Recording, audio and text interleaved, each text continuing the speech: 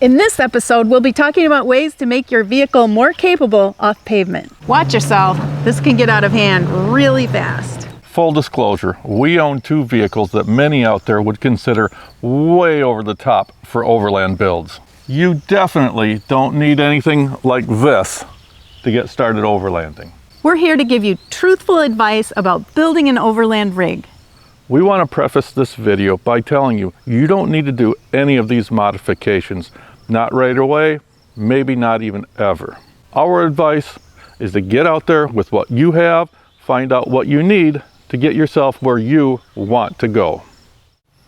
Watch this before falling for all the overland hype, advertising, and terrible advice that's out there. This series of videos we're producing is to help you navigate through all the BS and snobbery about overlanding. We'll be adding new episodes often, so be sure to subscribe and click the bell to be notified when we do upload one. This is our list, pretty much in order of importance. Tires. Like we mentioned in our vehicle selection video, tires will make the most noticeable improvement to your vehicle. But before you begin your selection, you must be honest with yourself and your needs. Do you want tires that will perform best for your needs, or do you want tires that just look cool and tough? Now, there's nothing wrong with wanting to look cool, but we suggest that be low on your priority list. Most overland rigs are driven on pavement 80 to 95% of the time, especially if it's your daily driver. A light-duty all-terrain is probably what most of you need, but that is entirely your decision to make. Basically, you have three choices: street, all-terrain, and mud terrain. Three things you should think about before making your decision. Number one is tread pattern. Street tires will perform best, you guessed it, on pavement.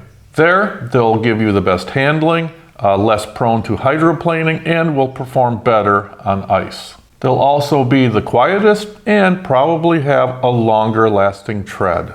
One of the downsides of them is in mud, the tread will get packed and provide little to no traction at all. Another is they don't get much grip on rock surfaces, and they're normally a much lighter construction, so they'll be more prone to damage. All-terrains, by far the most common and practical category of tire for overlanding. Unfortunately, they come in such a wide variety of tread patterns and usages, it's very difficult to choose one. What are some things to keep in mind? Some perform better on ice and packed snow. In fact, some are downright dangerous on ice and packed snow.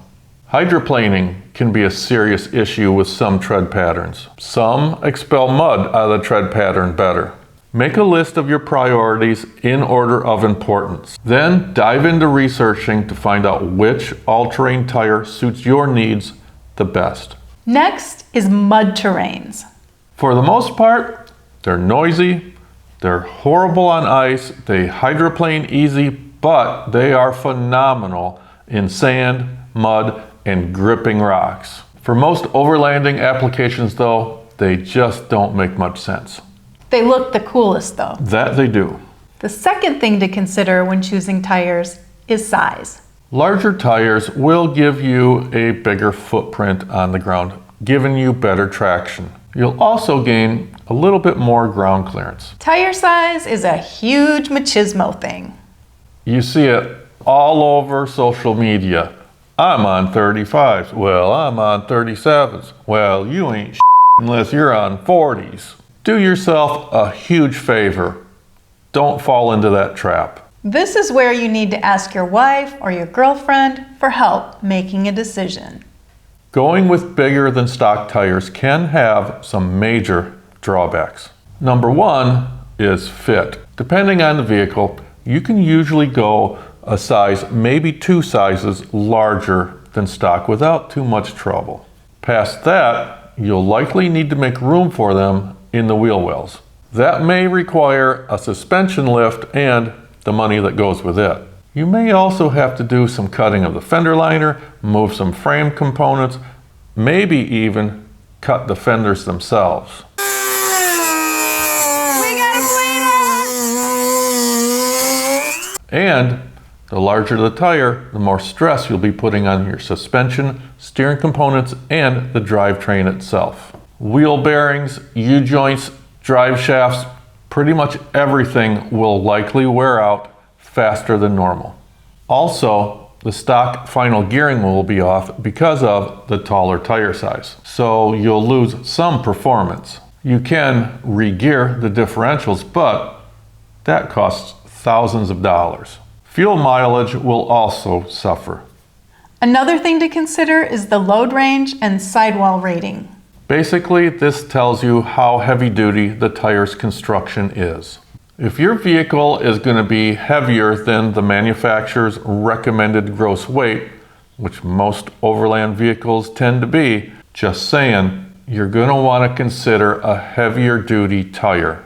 We always go with the thicker sidewall construction for puncture resistance, and we feel more comfortable with them aired down that way. But they are heavier, so the fuel efficiency will go down considerably. Also, they can ride a little rough and maybe even vibrate a little bit until they build some heat into them. What else about tires? It's a very tough decision to make. Do your research, but not in Facebook groups. Their favorite will always be the ones they're using, and they will add very little constructive advice. Visit some tire stores. Aside from them trying to sell you a set of tires, they really are the experts. If it sounds like they're just trying to feed you a bunch of BS, leave and go to a different tire store. Also, look at independent comparisons online. They may be the most helpful. The second most important thing on our list is recovery points. This isn't high on most people's lists of first mods, but we think it should be. Forced service and BLM roads sometimes aren't maintained very well. The odds of getting stuck in snow or mud is there. You'll need a way to pull yourself or a friend out. Walk around your vehicle. Where can you hook a recovery strap to? And is it easy to get to? Hooking to axle and steering components are out of the question.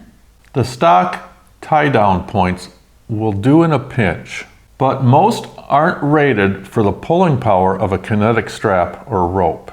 And never ever hook up to a hitch ball. It is definitely not a recovery point. Having said that, a proper shackle mount in the receiver hitch makes a great economical, safe option. And there are some aftermarket frame-mounted recovery points out there. Check to see if there's one available for your vehicle. Then get yourself one of these straps. They come under many different names: a kinetic rope, recovery strap, bubba rope, or dynamic strap. These are used when a lot of force is needed to pull someone out. They're meant to stretch and then use the recoil of that stretch to add even more pulling power. You'll also need a properly load tested and rated shackle to hook the strap to your recovery point. A good place to get advice about recovery gear and to purchase some is a company called Masterpull. They are the experts in the field of vehicle recovery. Approach and departure angles. This is something that can be hard and expensive to improve upon. If you're planning on driving down National Forest and BLM roads, you'll likely come across areas of the roadway that are deeply rutted and have deep dips. Around these areas, we frequently find pieces of plastic fascia and bumpers. So, you'll either have to be very, very careful when going through these areas. Sometimes going at an angle will help, or try to improve on this on your vehicle. See if you can remove, trim away, or get aftermarket replacements for these pieces of low-hanging body panels on the front and rear of your vehicle. Because this can be expensive or even impossible to do, it's something that should be considered when choosing a vehicle. Heavy-duty springs and shocks, primarily to carry the extra weight of your gear and improve the ride on rough roadways. They can also be tailored to provide more ground clearance. But keep in mind that raising a vehicle will cause more maintenance, and drivetrain and suspension components will wear out faster. And again, Ignore what you see on Instagram. You do not need a long travel front suspension. If something breaks out in the middle of nowhere, where are you going to get the parts to fix it? And you definitely don't need shocks with bypasses and reservoirs. Those complex shock systems look great in photographs. We would rather see you spend that money on something useful, like gasoline, a stormproof tent, national park passes, locally brewed beer, whatever. Here's a little tip if you have a Toyota. There are dozens, even hundreds of people who buy a brand new TRD Pro. Right away, switch out their super nice stock suspension for aftermarket, then sell the hardly used springs and shocks. Body and underside protection. Before we go any further, like we mentioned in our previous video, there is a big difference between an off-road vehicle and an overland vehicle. Most of you overlanders out there will likely never take your rig rock crawling. You may never need anything that we're about to talk about. At least not right away. You do not need this stuff to get started. Sliders to protect the sides from trees and rocks, and from underneath protecting the door sills. Skid plates to provide protection to the vital parts underneath your vehicle. The engine, transmission, transfer case, gas tank, differential.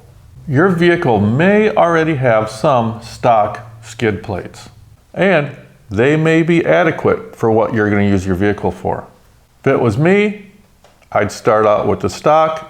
If they receive a lot of damage, then I will look into aftermarket skid plates. Keep in mind that protection, sliders, skid plates do add a lot of weight to the vehicle. Luckily, it's down low, keeping that center of gravity low, but it will reduce the amount of gear you can haul and probably the towing capacity. You can get aluminum skid plates. They'll save you a little bit of weight, but they're a whole lot more expensive. Differential lockers. You're going to find that a lot of videos like this are going to strongly recommend differential lockers. I disagree, and I'm sure many of you out there will disagree with me disagreeing. A locker will do just like the name implies. It locks those gears in that differential and sends power out to both sides equally. That's a good thing to have, right? Two reasons why it may not be. One, they can be very expensive to install if you don't already have them. Two, if used improperly or at the wrong time, they can cause major damage to your differentials, especially in the front. Unless you're planning on taking your vehicle crawling over rocks and ledges, lockers will probably never be needed. Steel or tubular bumpers. These will provide good, solid recovery points and probably improve the ground clearance front and back. They can provide a great place to mount a winch, and in the rear, they provide a great place to carry the spare tire and water cans. The downsides, they can be super expensive and add a lot of weight. Winch. Simple. Don't get one, at least not right away. First, find out if you're actually going to need one. With most styles of overlanding, you'll seldom, if ever, use it. A good recovery strap and a friend coming along with you will likely suffice. A winch is most handy if you plan on traveling all by yourself. And if you do get one, make sure that it's mounted in a way where you can get to the controls easily. Extra exterior lights. How often, when you're on a trip, do you actually drive at night? By the time night comes, we're in camp eating and drinking an adult beverage more than likely. Even daily driving, we hardly ever use our light bar. Only when there's no one else on the road, because you can't use all these extra lights when there's oncoming traffic. However, lights in the back can be useful for going in reverse and setting up a tent at night. FYI, light bars are super annoying when traveling in a group. Don't be that person that's blinding everybody in front of you. If you retain any of the information that we just gave you, it should be this. Don't for a second think that you need one of those over-the-top built Instagram rigs to get started overlanding. Get your butt in whatever vehicle you have and get going now. We'll be uploading many more videos like this one, so be sure to subscribe to our channel. And hit that like button and leave a comment below. Thanks for watching.